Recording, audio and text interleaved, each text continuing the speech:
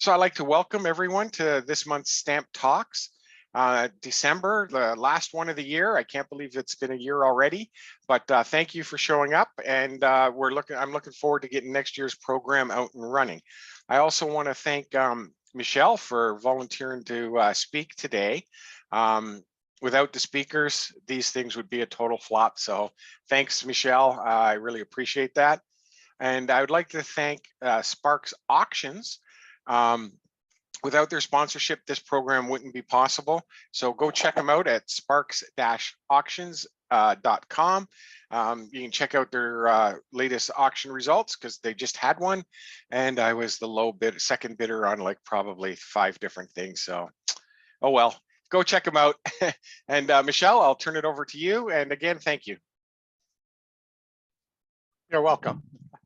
I should introduce myself. Sure. I Okay. figure you're so famous, everyone knows you. Oh, good God. Michel Houde, longtime stamp collector, member of many different clubs, quite a few here in the region. Stamps in my retirement have become a passion, have become something that I do to keep mentally stimulated. And when we don't have COVID, meet people and participate in things. So tonight, I have been asked to give a presentation on how I and others have become specialists. So we can do that. So I'll grab screen share here.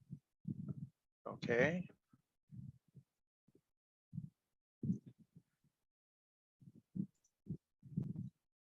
Okay, all right. And then we want to go. Perfect. 5. That didn't work, so we'll do it this way. Fun from the beginning. Okay, I have a little adjustment I have to make so I can see my notes. Okay, and we are on our way. I'll be talking about myself because I am a specialist. I consider myself a specialist and how I got there. But also I will be looking at the responses from 26 members of the Philatelic Specialist Society of Canada when they were asked survey questions on the subject of how, why, and a couple of other questions they became specialists. This talk actually is delayed. It was supposed to occur just before the pandemic hit in 2020 at the Mississauga show. So it's late in coming, but the information is current, so there's no problem there. I think it was Jesse Robitaille of the Canadian Coin and Stamp News that had contacted me, and over discussion came out that, you know, how the heck do you become a specialist? So I said, well, give me a chance to do something about this, look into it. And that's what I did. So we'll look at different topics, introduction, survey, tips, and a discussion at the end. So my personal journey, I started collecting when I was 10, went from collecting everything to just Canada, United States, Australia, and the UK. Went to university, and of course, you got to be serious at university, so I sold everything. Still regret that. Upon graduating, I started up again, this time concentrating on the British Empire. Then later on, I started specializing even more, concentrating on the British Consular Post Office in Bangkok and the issues of the Strait Settlements. And then after 40 years, I wrote my book on the British Consular Post Office in Bangkok, which has just recently been published. And as you can see, I'm a member of, I don't know, must be a dozen different stamp societies that allow me to stay in contact with people and learn more in the areas that interest me. So here's some idea of the British Consular Post Office in Bangkok. Stamps of the Strait Settlements were used there. Also stamps of Hong Kong. You can see the end of Bangkok in the cancellation. Even some British Stamps were used there by sailors that were visiting the port. And then the famous be over prints on straight settlement stamps. So I study them for the company chops, also called firm chops, directional markings, ships markings, arrival cancels, and forwarding agent cancels, and somewhat the same with the Bangkok issue. So that's my area of specialization. Here's the book, the cover of the book that I'm quite happy got published just recently and is available through the Stuart Rossler Trust in the UK on their website. As soon as you publish a book, it's out of date, new stuff shows up. What do you do with that? Well, I created a website where I have started noting the new stuff that has been discovered since the book was published. People have discovered my email address, write to me with questions, and oftentimes I take the long time answering their questions, and that information makes its way onto the website. The survey I talked about. So surveyed 28 members of the Philatelic Special Society of Canada, the PSSC. Asked them why you became a specialist, how you became a specialist, what have you gained from being a specialist, and what it allows you to give back now that you are a specialist. So we'll look at a summary of the replies, plus some online research, plus my own experience. Path to specialization, quite typical to the one I mentioned for myself. A lot of people start young. They were introduced to stamps by a family member, by a friend, maybe at a school stamp club, collected all the stamps they could get their little paws on at the beginning, took a leave from collecting to go and study or to raise a family, or career interfered. But in retirement, especially, or in later years of their career, they return to the hobby, oftentimes, as I say, upon retirement, and they began to specialize, especially older, the older they were.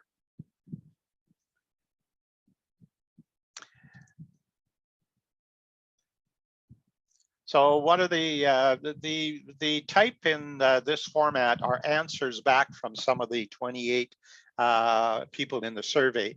So I was introduced to stamps. Well, my stamp collecting began at the age of 10 through the kind guidance of a family friend. I collected all stamps. My love of stamps opened the world to me. Here's a bunch of young collectors having fun with stamps. Where I got my stamps? Well, there's always approvals. Remember H.E. Harris and Company, if you're older? It was fun waiting for the mailman to come with a big, huge, pregnant envelope, brown envelope from H.E. Harris filled with approvals. You take the ones you want, you include the cash, and mail back the rest until the next one comes. Having a pen pal in a foreign country was a neat way of getting stamps. Trading, of course, gifts from friends who had too many of something or had changed their collecting area, and off the mail, of course. So here's our friend H.E. Harris and the type of glassine envelopes they would send out with very tantalizing stamps, say all of 10 cents. I augmented my collection by collecting stamps off all envelopes that came my way, including stamps on envelopes in waste baskets, waste paper baskets, where I found many interesting stamps. I'll admit, I still check waste baskets. Here, I live in an apartment building with a whole wall of little post office boxes, individual for each apartment. And there's a blue box there, and it's oftentimes fun going through the blue box, seeing what might be there. My junior album, I collected and traded stamps for fun, education, and to fill the empty spaces in my album. Moved to a bigger album. I actually had a citation album. It was sold in parts when I lived in Montreal at the supermarket. That was interesting. Every time you'd go every week, there was always another envelope that you could purchase to complete the album. Quite thick album, maybe 5 inches thick, doing the world.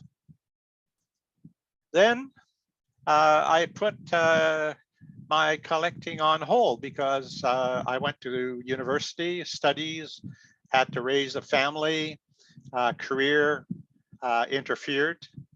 The nice thing about stamps is that they're not like collecting salt shakers. Putting away your 500 salt shakers is something of a chore, but putting away your stamp album, you fold it up and put it on a shelf and it waits for you. Eventually, I returned to collecting. It's hard to kill the bug once the bug's established in youth. Benefits of being a stamp collector. Well, stamps, just as I mentioned, are easy to store. Put it away and come back anytime. It waits for you. It's like a very responsible puppy. Doing what you please, spending what you want, and something to share with others. One person in the survey says, I see each stamp as a story for me to investigate, whether it is its design, its printing, its function, or what it represents. Just as a side note, the earliest recorded stamp collection was a geography instructor's teaching tool. Now, I couldn't find what year it was, but that's on the internet somewhere. We are living, because of good health, good countries, not too many wars in Canada wiping people out, to good age after retirement. Many people now are retiring 65, 61, that area, or even earlier. And according to Stats Canada, today the average Canadian will live until 80, 82. So that's a good 20 plus years or more. And even people, many people are making it to 100 now. So there's a long time to have something you might like to do to keep yourself entertained, active, and involved. And from the psychological perspective, stamp collecting helps with mental health, staying social, allows you to volunteer, and collecting what makes you happy. No use collecting something you don't like, collect what you like. And for mental health, it's a de-stressor, just me and my stamps, developing patience and focus, mental engagement for hours at a time, and making friends. And one responder says, I find that having a purpose and challenging myself mentally are great ways to maintain my mental health. Staying social. Time spent with friends is time well spent. Make lifelong friends. Get out and do something amazing. It is never too late. Another respondent said, I have many friends across the world with whom I correspond regularly. Volunteering. People who volunteer have a higher level of life satisfaction and increased psychological well-being. A correspondent said, a few friends and I enjoy running a stamp club for the kids at a local school. This is a picture of Dr. John Anders and his girls' stamp club. I don't know what school, but it's a school in the Toronto area at the time. Collect what makes you happy. Stamp collecting has no rules. Unlimited options, having fun, learning new skills, staying inquisitive, finding the joy in what you collect, relishing the challenges and giving it your best. Respondent said, I collect what I like, beautiful artwork, intricate graphics, designs, and stamps with historic significance.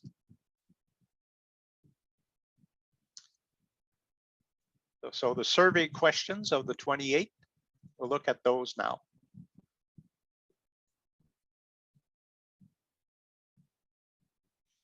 Moving on. Well, after collecting for some years, sometimes you come to a moment to say, well, I've done the best I can so far, and maybe I got to rethink this. So one respondent said, my collecting of stamps was idling, and I decided to look at postal history. It became difficult to find good material and a challenge to find nice pieces to complete my collection.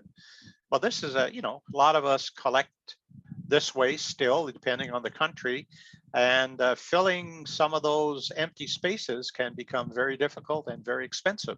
So maybe looking for some other avenues for philatelic satisfaction. Curiosity. Respondent said, I became a specialist because I asked another question every time I look at a stamp or a cover. I did not aim to become a specialist. I just became more and more curious about the design of my covers, the type of printing used, and the designers. I valued studying the historic nature of my stamps and covers.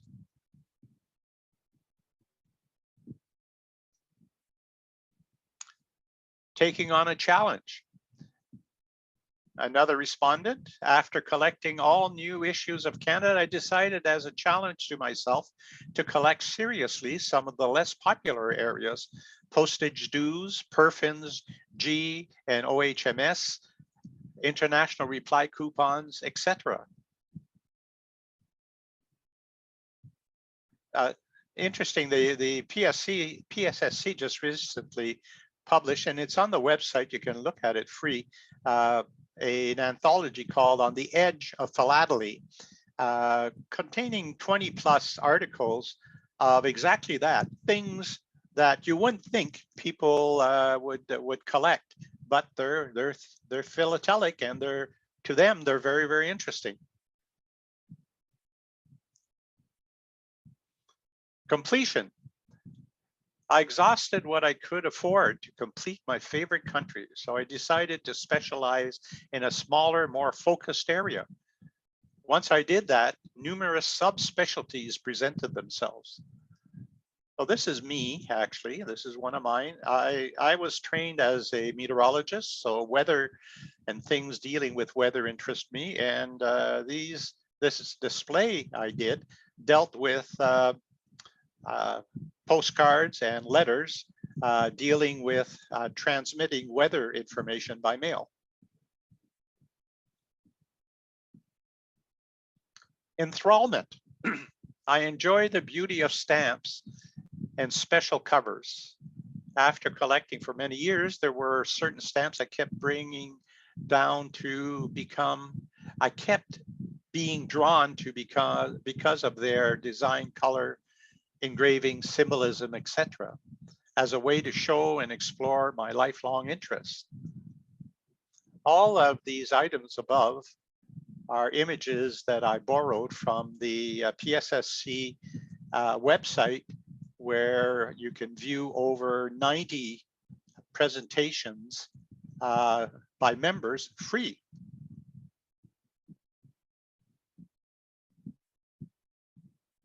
Investment.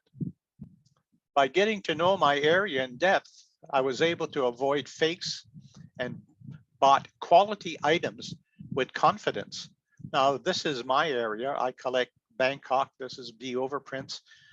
This is a fake, sadly produced by some faker up in Stouffville area here in Ontario, but he didn't last long once it became known that he was in action.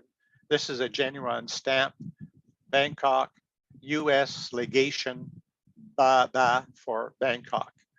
So once you become well aware of the area you're collecting as a specialist, then you can start saying, oh, God, I'm happy I didn't put any money on that, but oh God, this is a real cutie, I'm going to get that.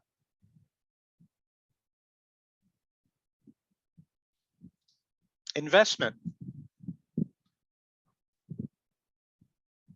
I started being able to pick out sleepers. So again, this is me. Now I can see this this just jumps out to me, but it says British for the British consulate through here under this scattered cancellation. So that's a sleeper. That was in a stock card on eBay. And here's what the whole seal looks like.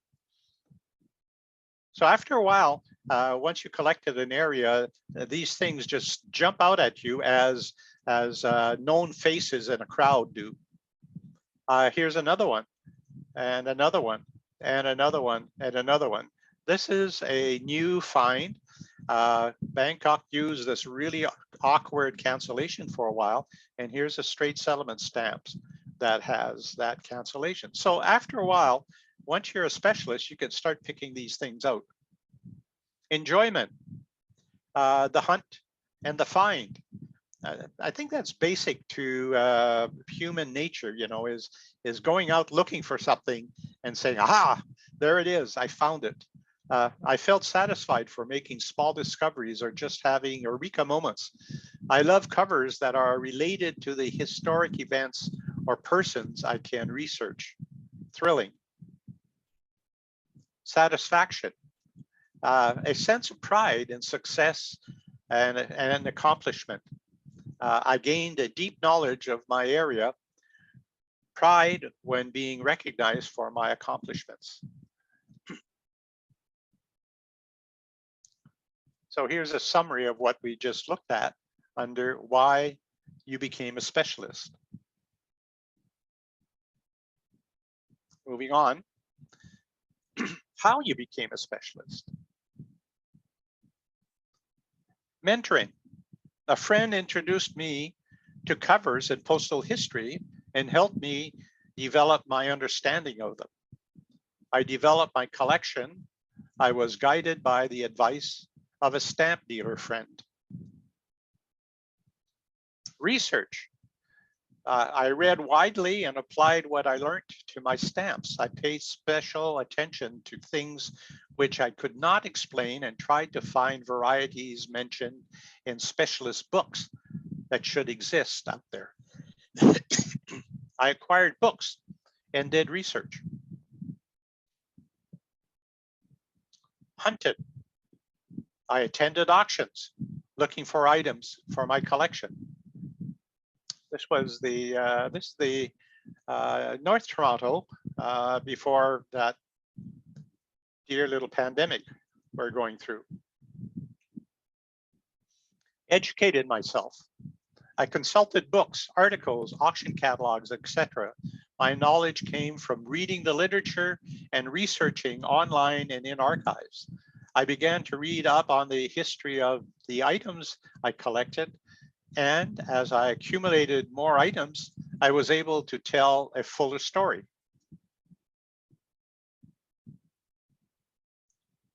Associations. In the Toronto area, we're quite lucky. We have this Greater Toronto Area Philatelic Alliance, which brings together not quite sure how many stamp clubs. It looks something like 25, 30 maybe stamp clubs under one umbrella. So it makes it easy discovering the stamp club or clubs that you'd like to join. So I joined clubs, specialist groups, and forums. Commitment. I put in the time, the effort, and acquired the resources to help me specialize.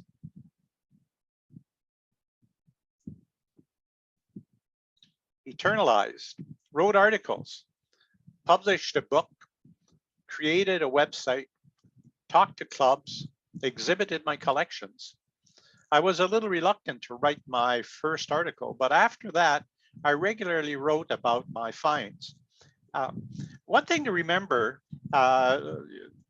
your articles don't have to be perfect. That's why you have an editor. You write it the best you can, and you work back and forth with the editor. In the case of my book, I think I worked for 6 months back and forth with the editor in England. With emails, it would have gone faster in person. But you know, the editor is there to bring their skills to your writing. So what you write does not have to be perfect. The editor will help you get your article done in the best way possible. Oops, well, summary went quickly. Next question. What you have gained from being a specialist? Knowledge. I gained a strong focus and intense knowledge of a single subject. Research and acquisitions of my specialty developed, it branched into many aspects of the specialty itself and other subjects, like a winding road with many side paths. By specializing, I could focus on one area, develop my research skills, constantly striving to improve my exhibits, and be respected as a postal historian.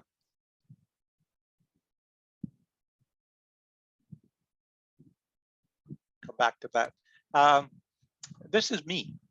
I studied Heligoland. This big island here off the coast of Germany was British from 1808 to 1890.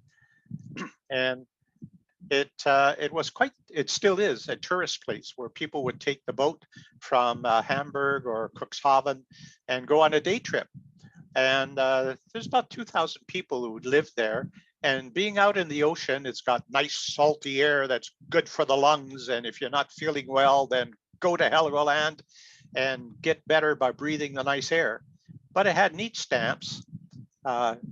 Did a presentation on the hospital ship called Heligoland that was sent to the Vietnam War by the Germans as their contribution. And also I researched this guy, Major Richard Pattinson, who became governor. He was a Canadian. And here's more on him. He, before becoming governor, he was with the 16th Lancers in India, fighting in the northern part of India. And he fought in the first Afghan war, a Canadian fighting in the first Afghan war in 1840 or so, capturing Kabul, Kandahar, and that sort of thing. That's interesting.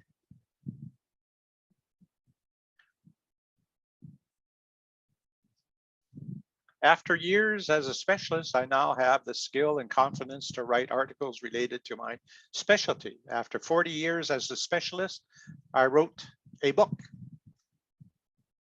Many specialists end up writing books. Satisfaction. Even after these many years, I still love spending my free time looking at my collections and doing research. I enjoy the feeling I get when I have been able to help other collectors. I have had an enormous amount of pleasure with my philatelic life. Friends. Here's a picture taken in 2019 of the North Toronto Stamp Club meeting. Before we had this stupid pandemic thing going on. You know, there must be 40 people there that evening, meeting, talking, exchanging, looking, buying, selling, that sort of thing. Most of my friends are as a result of my interest in stamps. I look forward to attending club meetings and being with like-minded collectors and talking about their collections and exchanging ideas.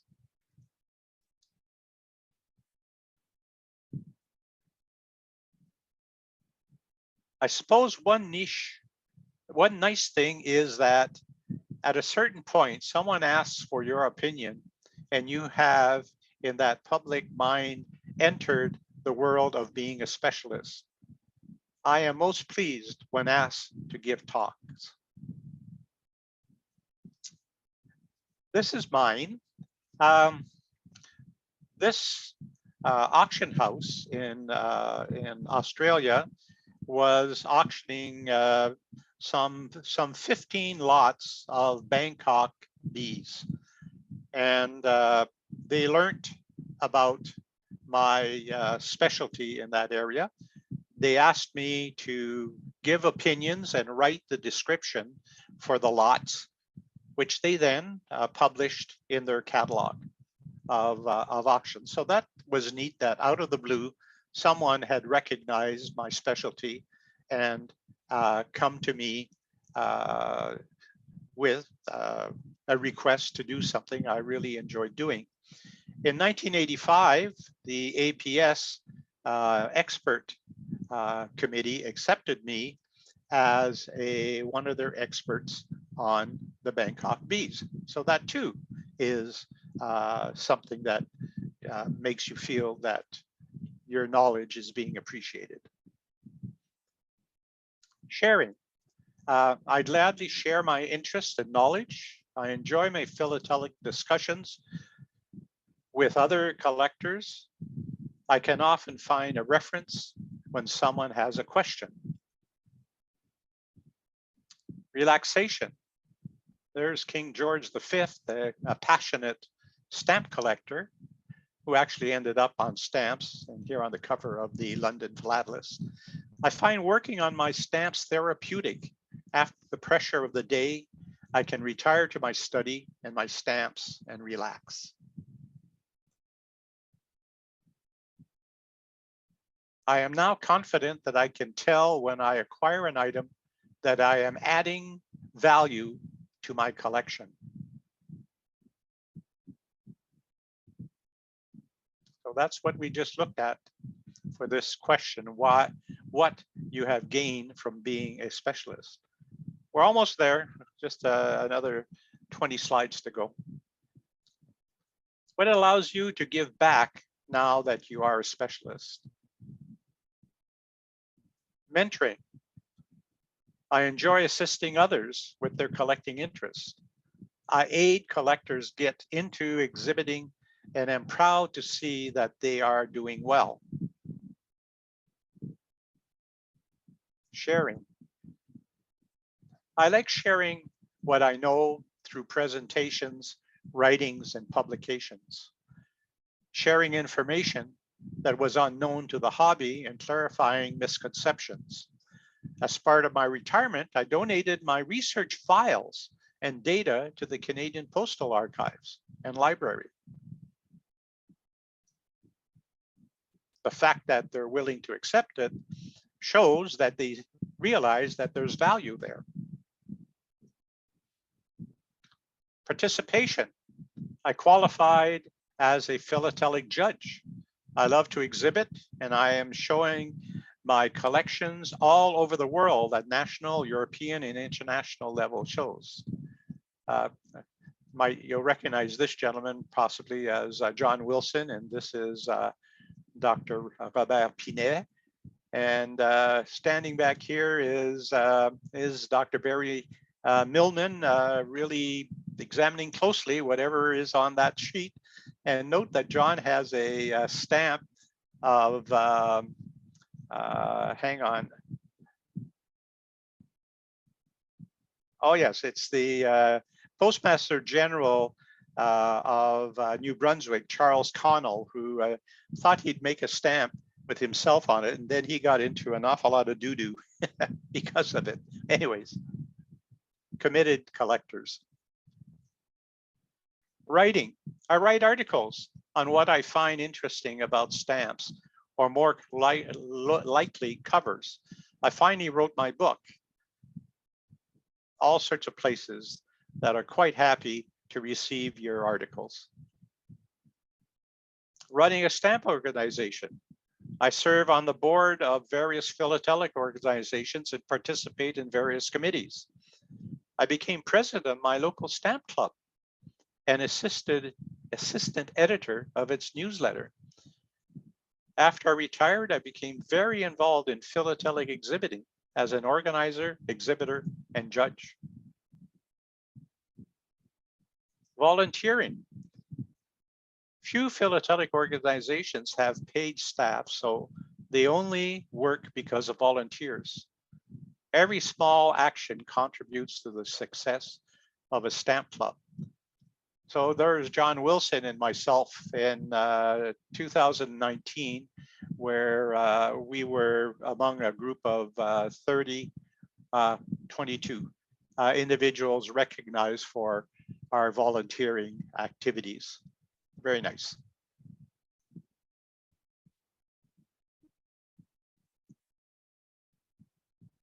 A few tips.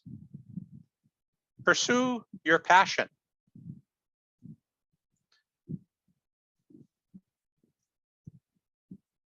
If you love topicals, well, the American Topical Association has lists of stamps from aardvark to zebra, where you can find lists of the stamps you might be hunting up, either on stamp or the stamps on cover, if you can find them. Even lists on cheese, on maps, on artwork, on Santa Claus, on aircraft or Antarctica, you know, over 1,200 topics and 200 individuals' names that appear on stamps. So if you want to get into topical, they're definitely the people to go and check out. The British North American Philatelic Society is an international organization founded in 1943, devoted to the collecting and study of stamps, markings, and postal history of Canada and pre-Confederation colonies of British North America. They have a wide range of study groups. I noted that there were 24 active study groups and 14 currently inactive study groups. Well, if one of the inactive groups is something that you're really interested in, there's your chance. Get it going. The American Philatelic Society, the world's largest stamp society, well-financed, well manned with people that are helpful. They've always helped me when I have asked for scans of this, that, or the other thing, or to look up stuff. On the website, you can check their affiliates. There's over 100 groups that specialize from everything from Alaskan Philately to Rex and Crash Mail Society. And there's links to hundreds of stamp clubs, both in the States and some in Canada that have different areas that they specialize in collecting.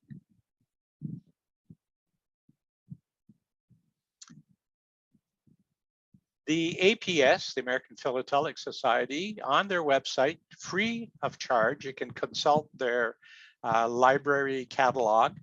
And what's neat is that they belong to an organization involving, I believe it's 13 philatelic libraries in the States, in Canada, in Great Britain, and possibly other countries, such that when you're looking for a particular book or article, the catalog will tell you where it's available.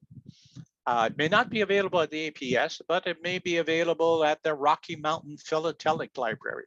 So you can then contact them and see if you can get a scan of whatever it is that interests you at that moment. Wikipedia has a nice list of philatelic magazines.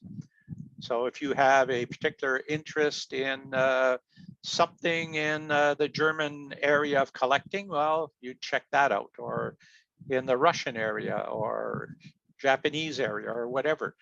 There's lots of information out there.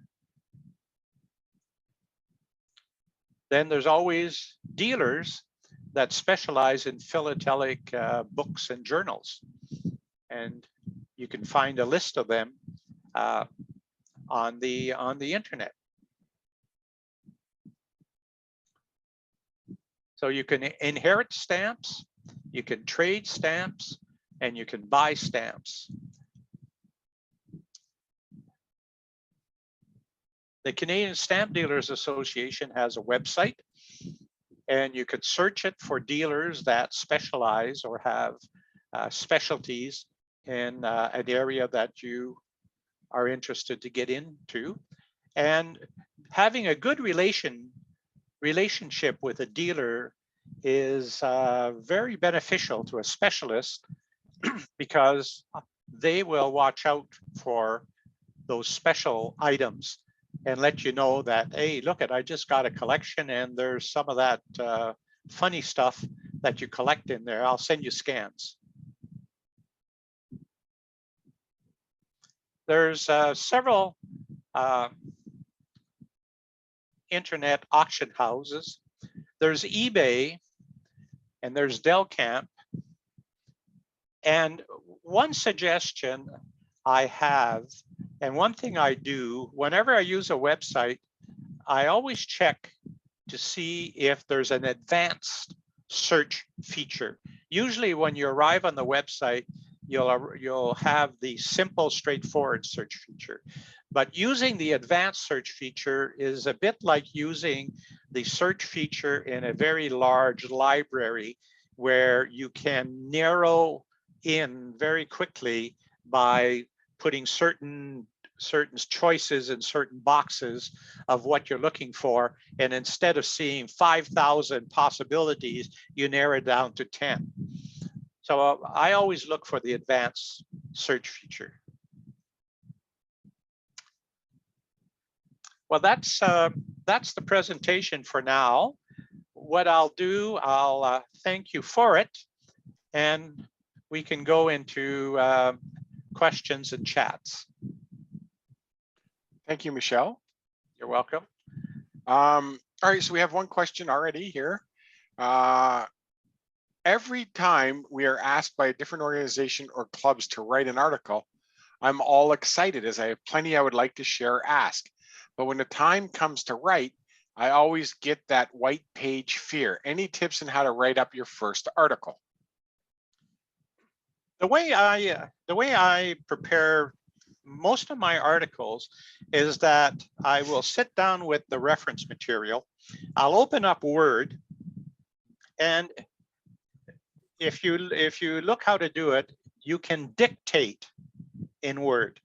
You can sit there back and you can have your reference material, and as you're reading in your mind, you're reading a statement, and there's a point in there that you want to make a reference to. Then you dictate it to Word, and then you continue reading and you find your next point and your next point and next point. And once you've got all your points, then you go through them and you see how you might organize them. And then once they're organized from points, now you've got to write them into sentences. That's one way that I do it. That actually sounds pretty neat. I never realized you can just dictate into Word. And I know you've told me that before and I forgot, but I'm not going to this time.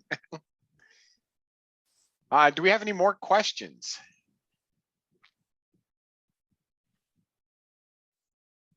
Okay, what I'm going to do then is I will end the presentation and I will promote everyone up and we can talk. And I'm sure we always get lots more questions in the social time. But again, thanks, Michel. Excellent talk. I enjoyed it thoroughly. And like I said, without people stepping forward to do this, we wouldn't be able to put on Stamp Talk. So thank you. Thank you everyone for showing up. I hope you enjoyed today. And again, thanks to Sparks Auctions, because these wouldn't be possible without them. And you can go check them out at sparks-auctions.com. And before I turn it off, oh, he just needs to leave. Okay. Talk to you all. I'll be in a minute when I promote everyone up.